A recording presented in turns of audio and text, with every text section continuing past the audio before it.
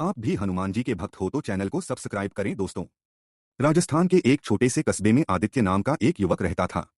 वह पढ़ाई के लिए शहर आया था, लेकिन हॉस्टल से दूर सस्ता होने के कारण उसने शहर के किनारे एक पुराना किराए का कमरा ले लिया।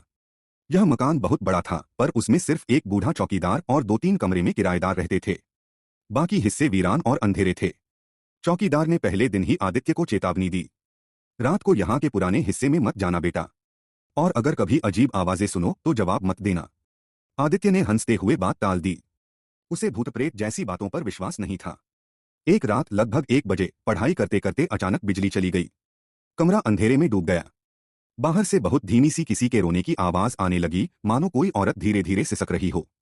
आदित्य का दिल जोर से धड़कने लगा, लेकिन जिज्ञासा उस पर भारी पड़ी।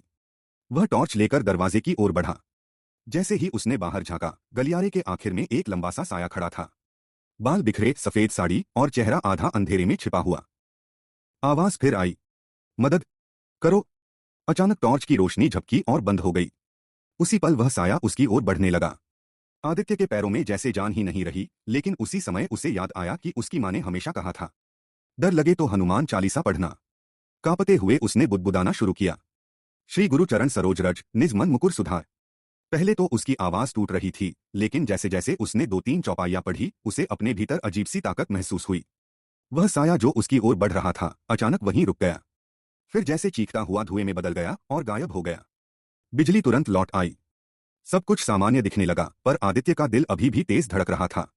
अगले दिन उसने चौकीदार से पूछा तो वह बोला, बेटा, यहाँ सालों पहले एक औरत की हत्या हुई थी। उसका शव इसी गलियारे में कई दिन पड़ा रहा। तब से उसकी आत्मा चैन नहीं पा रही थी। लेकिन हनुमान चालीसा की ताकत के आगे कोई भी बुरी आत्मा टिक नहीं सकती।